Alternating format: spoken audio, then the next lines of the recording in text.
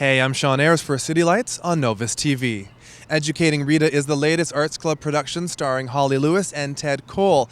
The British comedy is full of unexpected life lessons, and today we get to sit down with the cast.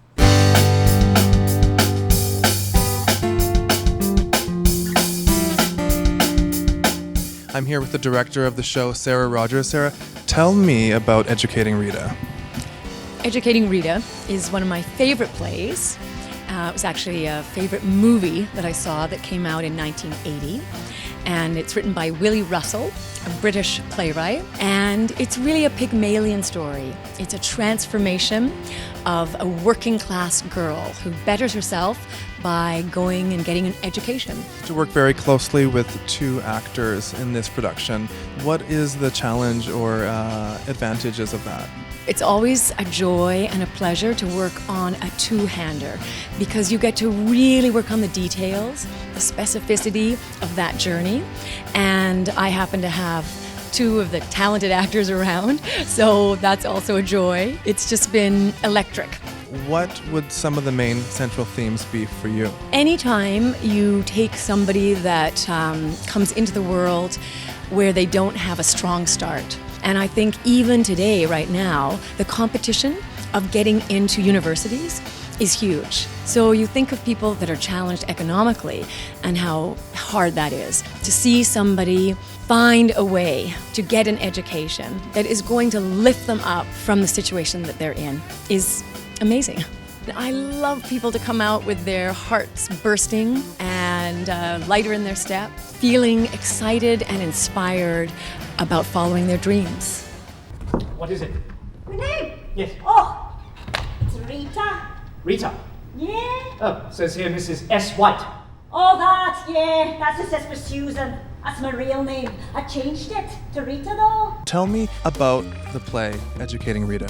Educating Rita is a beautiful comedy with a great big heart, and it's about two people who are trapped by their lives. And Rita comes in and just wants to break out of her life and experience something different. Tell me about your character, Frank. Well, Frank probably doesn't want to be awakened and go out and do any of those things, but he's kind of forced to. It's one of these moments where fate has brought two people together, and she's, in a way, for me, kind of like this life buoy that's being thrown to me, this kind of like fresh, young thing that's come into my life and made it exciting and wonderful and poetic again. How would you describe Rita? They keep describing her as a firecracker to me. She is a Liverpool hairdresser who just lives life with all of her heart. And I think that that's what makes her so great. She's funny and she's dynamic and she's really authentic. You have quite the accent with this character. How long did it take for you to develop that? I have an amazing dialect coach. Her name's Dorothy Ward, and I work with her through Skype. Her basic accent is from Manchester, but as if she moved to Liverpool. And that has taken me 6 months to get really confident with it. So much so that my rhythms are starting to change in my actual speech too, and I often say to my kids, like, yeah, instead of saying yes. In a play where there's a cast of two people, what are the advantages and what are the challenges there? There's no fresh energy coming on the stage from somewhere else, so we just have to keep bringing it there together. You can be very, very focused in the way you're playing back and forth off each other. Frank drinks quite a bit of scotch during the show.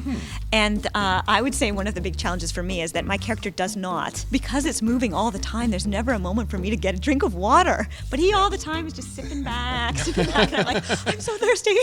Are you? Yes. I had no idea. Enjoy that now when you're All right, I'm gonna taunt you with it. What's the biggest lesson you learned from each other's character? It's so hard to articulate because the things she learns are complex and subtle, and I feel like the life of the play gives that information for Rita. See the show for yourself to get the answer to that one. If there's one takeaway for the audience when they come to see the show, what would that be? I think that change is possible and that life needs to be lived large and full of love. I think they're gonna go home and try and download the songs we have in the show. They're great. Are they? The soundtrack. Yeah, the soundtrack is great. Educating Rita runs at the Granville Island Arts Club stage now until October 25th. For tickets or further information, you can visit their website online. For City Lights on Novus TV, I'm Sean Ayres.